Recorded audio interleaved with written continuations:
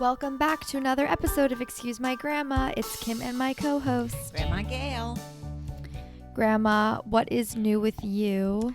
Well, you're back here for a week or so that's been fun. We've been doing a lot of things together, which is neat. And Yes, we're here in Palm Beach together as roommates once again. Right, exactly. And it's been hot, so the weather's been really perfect for walking and doing our outside videos, which is always fun. And I've gone to Kravis several times this week, the Kravis Center, which is a cultural center in Palm Beach.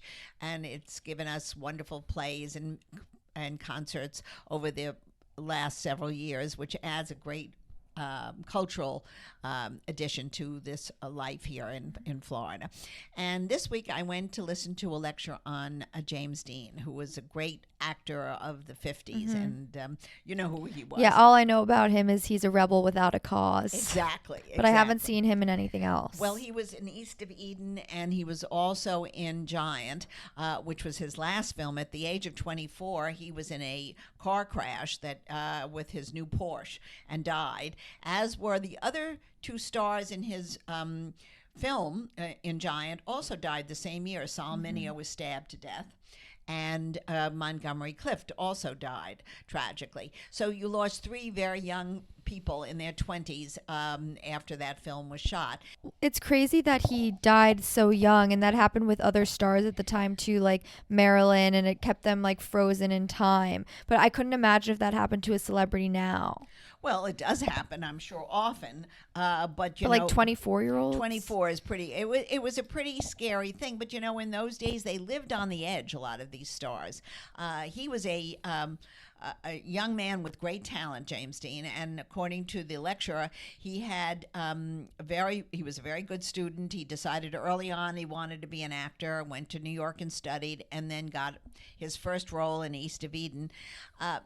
You know, he was always looked like the tortured teenager, which was his persona, and of course he didn't live very long, so we always see him the same way as the handsome guy on the screen. With the leather jacket. Exactly. So that was very interesting. And, you know, it adds something when you're with a group of people and you listen to these stories about stars in the 50s and 60s and even the 70s, who were really great stars. You don't have, you have stars today, but somehow the movies are not the same. That's what I think the difference. There are very few great films that you can really think about and that will live forever. Certainly not any of the ones that are flying around with animated objects. Although when those were happening at the time, those films, did you know the day they came out, oh, this is going to be a hit? Or is it only in hindsight that we look back and say it's a classic? Because maybe the movies today, we need like a few years to look back and say, oh, those were great. Well, I think that's true. But I do think when these films came out, you see, the studios were so powerful and so large, and they really were so much a part of the American cultural scene that we knew when the good movies really came out. And most of them were up for Academy Awards, as was he. In all the films he was nominated, didn't win, James Dean, but he was nominated for both films that he was in. So we knew that he was a great star, and we thought we were going to have him much longer than his 24 years. And I think in retrospect, the Academy should have given him the 2 Academy Awards right then, but they probably didn't want to give a 22 and a 23-year-old an award. So, but they were great films. They spoke of a different time in America. You know, they weren't, even in those days, they weren't au courant. They were talking about the past, and they're definitely a must-see now. Well, I can't say I've done much besides working this week on our podcast and videos and stuff. I've seen friends down here that were here for the long holiday weekend. Well, you went to Trivial Pursuit. Didn't you do? I did a trivia night at the Colony Hotel, which they do every Monday. It wasn't super big. Well, it's always packed, actually, but it wasn't as young this past week. Well, I think people start, you know, you got to give it during the spring break when all families come down. You'll get many more young people at those things. Maybe. If you're down here then. Yeah, but that was fun. And My birthday's coming up this Friday. Oh my so gosh, Kimberly celebrates her birthday for at least 4 weeks. This is like an amazing. I actually event. really don't care this year. Oh, thank heavens you're getting mature. It's not a major birthday. It's a birthday, which every birthday is a good day. Yeah. But we had some people for dinner on Sunday night, and we had a cake, and everybody blew out the candle. It was a pre-birthday. Yeah, over a week in advance, just because I knew my friends would be in Palm Beach during that time, some of them. Yeah. But I don't know. I feel like there wasn't like a huge thing to like celebrate or something that I've really been wanting to do. So I just wasn't like, I'm not as excited. But I'm always excited to see who texts me on my birthday. Oh, right. Because it's you're either dead to me or right. you're my new favorite person. Your mother used to say that when she was young. She said, if they don't text me for my birthday, Well, she didn't have texting. No, not but calls. Yeah. Excuse me. It wasn't texting. You're right. It was calling. But she would keep a list. She would know. Really? Yeah. And you want to know the truth? Most of her friends always remembered. I mean, that's a good thing. Yeah, her friends are good about that Yeah. stuff. Like Yeah, she they is text very me on my loyal. birthday before I get texts from my own friends. Well, so. that's part of. I guess when we grew up, we were supposed to do that, so that stays, ingrained in your brain. But like, what ex-boyfriends are gonna text me? I don't think any. What? I'm counting on it. Well, don't count on it because it's really ridiculous. They've all moved on, as you have. So don't worry. Look for the text. Well, I'm doing just dinner on my actual birthday with you guys to celebrate, and then And a friend. and my friend who's Right. here. Right. And I then- think we were thinking of actually going down to a restaurant called Oceana in Del Rey, which is fun. It's a chef. It's a very small, tiny place, and he makes whatever he likes each night, and hopefully you like what's on the menu. But the food's delicious. It's atmospheric, and we'll give you a report if we like it or not. Yeah. What were you doing at 27? At 27, I had a little girl who was 4 years old, and You must have. Maybe you were pregnant. No, I probably was thinking about getting pregnant again. Yeah. Because I had a baby, and yes, that's true. I probably was pregnant because I had my son when I was 28. So, you know what? It was a different time. I was frustrated because I think your mother didn't sleep well. So she was always finding her way into my bedroom where I think it was pretty hard to get pregnant. Yeah. there was no closed door policy in those days. She'd just wander in and get in between the covers. But anyway, it was fun. Do you remember how you celebrated your 27th? I never cared about my birthdays. Yeah. I think I actually did milestones, big birthdays, 25th. The next one was the 40th that I really celebrated, and the 50th, whatever. And then it became so that I stopped celebrating. I always went out for dinner with my family and had lunch with some of my girlfriends, but it became less important because I didn't feel like doing it anymore. When you're young, the birthdays seem to be so important. As you get older, you're looking forward to another one, so you don't care about it. Let's do Grandma Gail's headlines of the week. You are very up to date in news and always are telling me about things. So what did you want to discuss this week? Well, the first thing was anybody who listened to our podcast last week and really listened to it knew that Kimmy is obsessed with long gloves, that we saw them coming out in the Grammys, and we've seen Princess Kate of the UK is also now wearing them, wore them to the BAFTA Awards in London.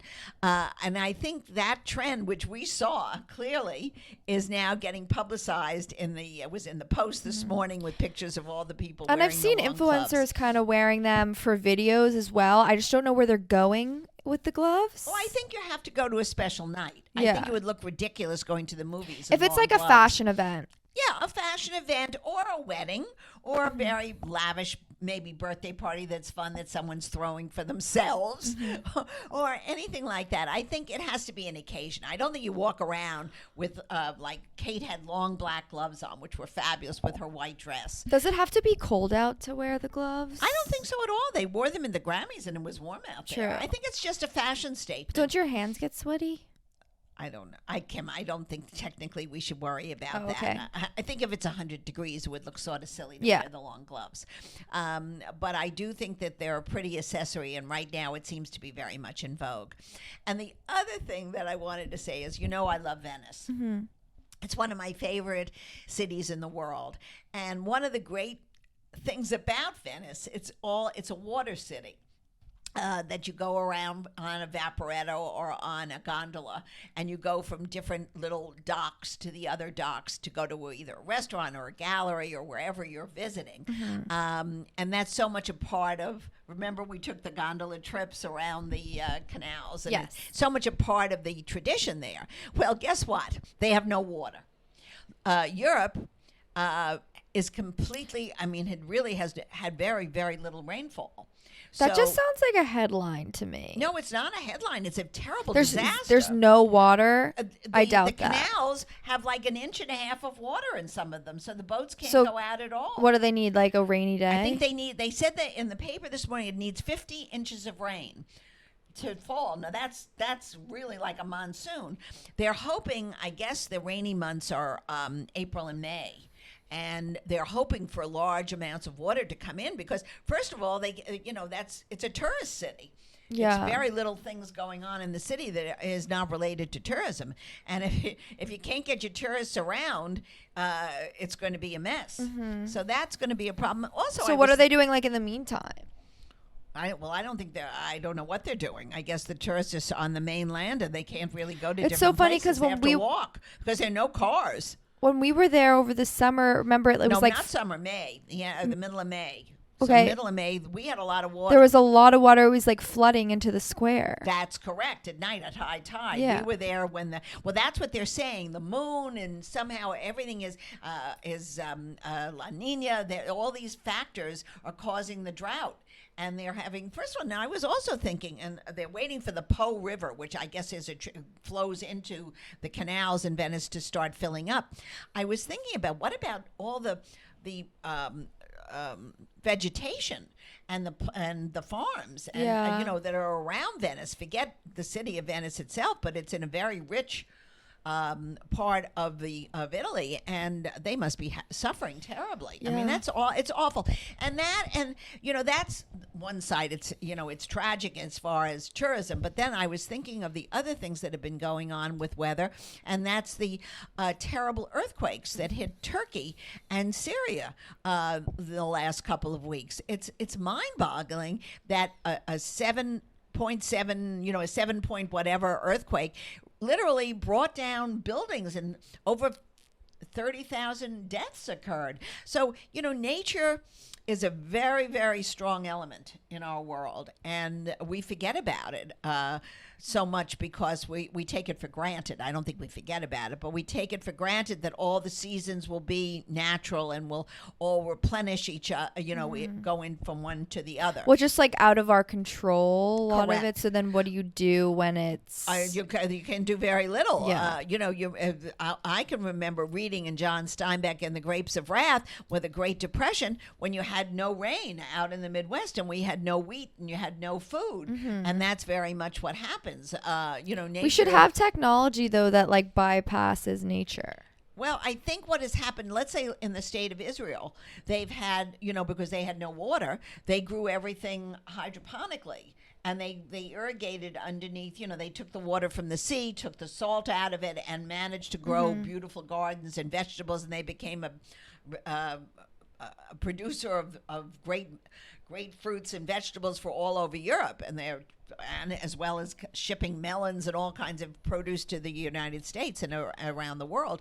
But I think that takes an awful lot of technology, and it's very hard to do in a large country. In Israel, which is a tiny little area, I can understand how they did it. But in the United States, or even in China or Russia or wherever, it's very, very difficult, Yeah. and it becomes a hardship for everyone when one area becomes disrupted.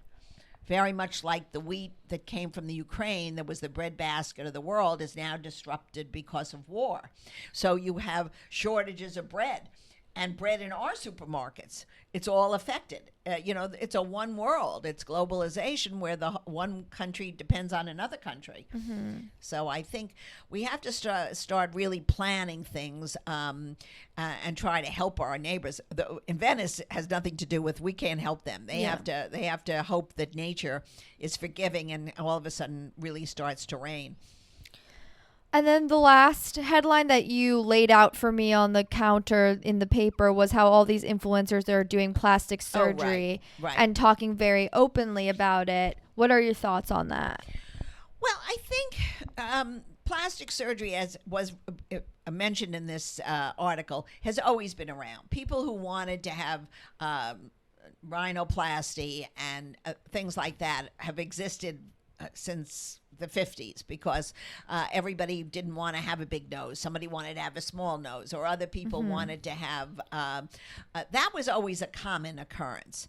But I think what's happened is it's not only it's the amount of Botox fillers, changing your whole face according to what maybe some of the stars look like, and trying or like to an emulate Instagram them. filter that makes your face look like Right. that. You're used to looking at yourself like Correct. that, and then you want to look like that. And I think that is no good because the problem is really, if you must know the truth, and we're all actually products of this, is looking at selfies. Yeah. And you constantly are looking at yourself. Before nobody looked at themselves 24/7. But if someone wants to do it, like, whatever. Well, I wouldn't shame anybody. Yeah. I think what happens is if you start at 24 and 25 with fillers and everything else, by the time you're 50 or 60, you start looking like a plastic mask. You don't have any expression. So I think there's an overuse of it. I think a little bit, if you feel that you have a wrinkle somewhere in your forehead, if you did it, isn't so terrible. But when you start putting the injectables in your lips and your cheeks and all these other areas that some of these girls are doing, you don't look really like yourself. Yeah. And that to me is no good. So it's not only just about doing it, but it's about how a lot of influencers are showing their whole process before, during, after, and talking so openly about it. And I don't know how I feel about it yet. I mean, I don't like if people are doing it for views, but I guess if they're being transparent. The only time I feel like it gets shady is when people are hiding what they're doing. Well, I think a lot of them are probably represented by some of the drug companies. Some of these I bet girls. they're getting a lot And of it they're for free. I'm sure they're getting it for free because they're advertising it, which I don't approve of. Because Probably this is not medical. a whole breast augmentation, but Botox for sure. Well, they had this thing where the teacher in New York had I don't even know the size. She was like an H breast, and she loved it, and she had 2 balloons. Yeah. I think that going on a video is not helpful for young people's self-images. Forget people who are in their 20s. Their brain is somewhat developed by the time you're 25. But a child of 16, 17, 18, an impressionable youngster, a teenager, I think that's the problem of looking too much on the phones and on your the social media. And I do agree that parents have to limit youngsters who look at it. Once you're in your 20s, hopefully you're a mature adult, and you should know better, and you know how much or how little to use. And a lot of these people are gorgeous women anyway. So they're on TV, or they're on their phones, or they're on whatever they're doing, their social media channels, and they're doing it for a living. The normal person who's going to school or going to college or going to wherever their jobs don't need to be that extremely into having any of these beauty enhancements, I don't think. But if they want to, good for them. As long as their family approves or their partner approves, it's fine. Okay, speaking of social media, wanted to go over some of the videos that we did this week. One of them was how to take a selfie because sometimes there's a bit of a technology difference Oh, between absolutely. generations. So do you feel like you know how to do it now? Well, it's so funny you said this because last night I was back at the Kravis Mm-hmm. at a show which featured John Hurley, the Mr. Biederman in Seinfeld, and he did a musical review of what he thinks is his hits. But a woman was sitting behind me who introduced herself and said, "My daughter loves you. Could we take a selfie?" She had just seen To you? Yes, to Yeah, me. okay. She had just seen our little thing on TikTok. So I said, "Sure." And we did it, and we were very good. The two of us are about the same age, and she then sent it off. To That's her daughter. great. So that was fun. We really were able to do it. So The did she say flipping. she learned from the video? Well, I think she knew. She probably how. knew. I think she knew how. She was testing me. I Well, think she more than anything yeah. wanted to be together. I wonder if we should do some more tech tutorials if people found it useful. People were like, great job, but I don't know if they necessarily were learning. Well, I don't think the people who probably said great job were probably new already. Yeah. It's the people who are over 60 who have a little issue with it, and Mm-hmm. if they have questions, let them text you, and we'll try to answer the questions as best we can. You know how to answer it. Yeah. I'm not the one that can. We also did a video, one of our not my type videos. You said date someone who texts you back, and I said not my type as a joke, just because so many girls just love when a guy doesn't text them back because it just creates a game. We know it's not right, but it is what it is, and that got over 1 million views, and people were definitely siding with you, Grandma. I think most people side with me. The only Yeah. one we ever have, the only one we had a little fallback on was the rule that I said that the person in front of you at the time of your life when you're ready is the person you probably end up with, and I still stand by that, even though I've gotten a lot of people who negatively that don't agree with me. I still think timing in life is everything. Okay, should we answer some questions that listeners wrote in? Sure, Kim. Okay, what was the beauty industry like when you grew up? Oh, it was very, very. Well, it was Helena Rubinstein, Elizabeth Arden, and Estee Lauder. I think those were the major companies, the American companies at that time that really captivated everyone's imagination. They had beautiful products, They had spas. Actually, Elizabeth Arden did that catered to women and to how to show people how to make up properly because they were pushing their products naturally. Well, there was no social media, so you had to get it either in magazines, which you saw somebody putting on something that you identified with. But they were very big influences on everyone because people were just learning after the war. When you came out of the 40s and you went into the 50s, women were starting to want to become glamorous again. We've discussed this before. Wartime breaks cycles. So when war is over, you go back into having more lighthearted activities. And one of them was beautifying women. That was a very big thing in the 50s and actually late 40s and 50s. And so I think it was a very big influence, and people started taking it seriously. The department stores all carried many, many different makeup products. Of course, it's much larger today and has so many things that it's international, really. So I think it's always been taken seriously, but it went down to the ordinary woman at home. It wasn't only for the wealthy. It was for everyone. Everyone wanted to look pretty, whether they lived on a farm or they lived in a big city. People started to taking care of their skin, and the companies realized that and were reaching their customers as best they could. We have so many questions about like Palm Beach recommendations, so I think we're going to make a video on that. But in the meantime, one person said, asking for my fiance. He has a bachelor party in Palm Beach coming up. What bars should he go to?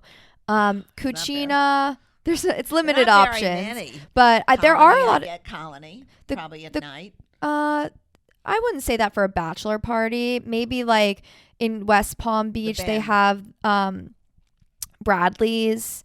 1, 2, 3, 4, bars like that.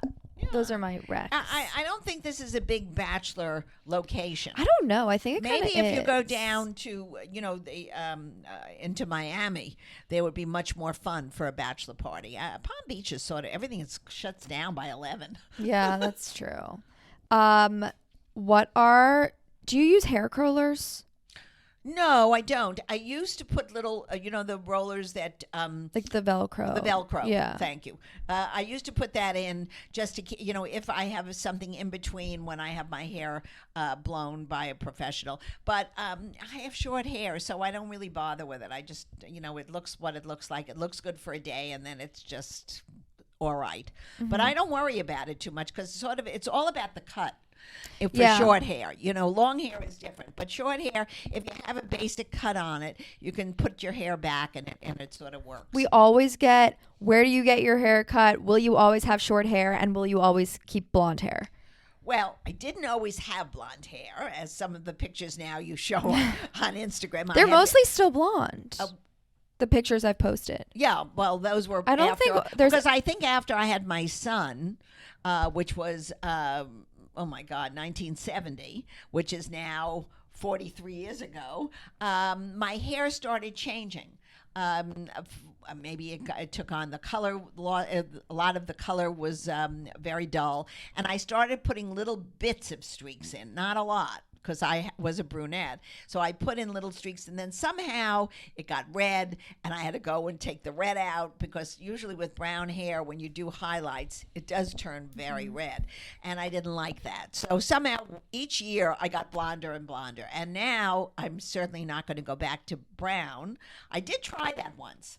And I liked it, but your poppy hated it. So it's funny. You get used to a certain look, and people sort of like you like that, and I got used to it too.